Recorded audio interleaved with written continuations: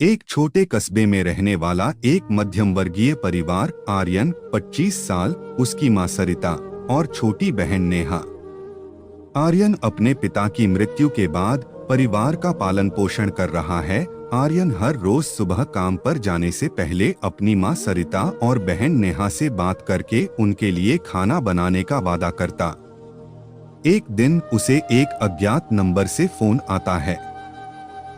दूसरी तरफ की आवाज गहरी और डरावनी थी। आवाज ने कहा, तुम्हारे पिता की मौत कोई हादसा नहीं थी। सच्चाई जाननी हो तो पुराने पुल के नीचे जाओ। आर्यन दंग रह गया। उसने सोचा कि यह मजाक हो सकता है, लेकिन मन में शक बना रहा।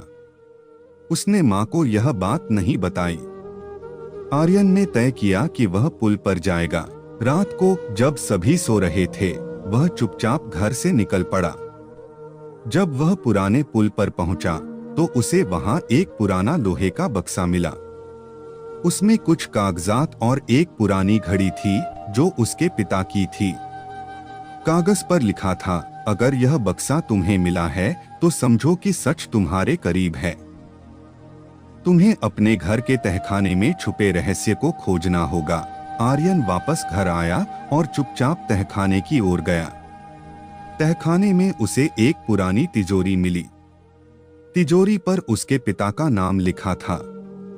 तिजोरी का ताला तोड़ने के बाद उसे अंदर कुछ तस्वीरें, पत्र और नकद रुपए मिले। आर्यन, अगर यह पढ़ रहे हो तो समझ लो कि मेरी मौत एक साजिश थी। मेरी जमीन और व्यापार को हड़पने के लिए मेरे सबसे भरोसेमंद साथी ने यह षड्यंत्र रचा। सावधान रहना, क्योंकि वह अब तुम्हारे करीब है।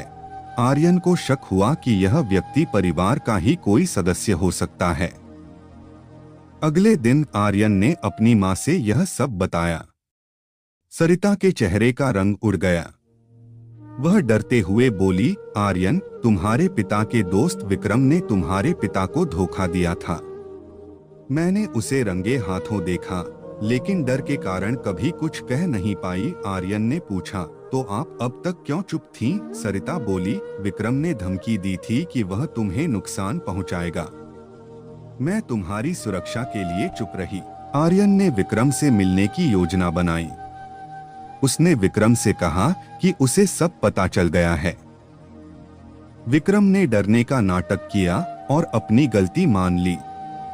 विक्रम पहले से आर्यन के हर कदम पर नजर रख रहा था। जैसे ही आर्यन ने पुलिस को बुलाने की कोशिश की, विक्रम ने आर्यन पर हमला किया। आर्यन ने सूझबूझ से विक्रम को बेहोश कर दिया और पुलिस को सब कुछ बताया। पुलिस ने विक्रम को गिरफ्तार कर लिया।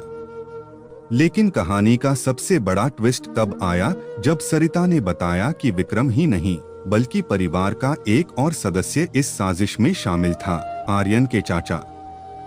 सच की लड़ाई कठिन होती है, लेकिन अंत में जीत सच की ही होती है।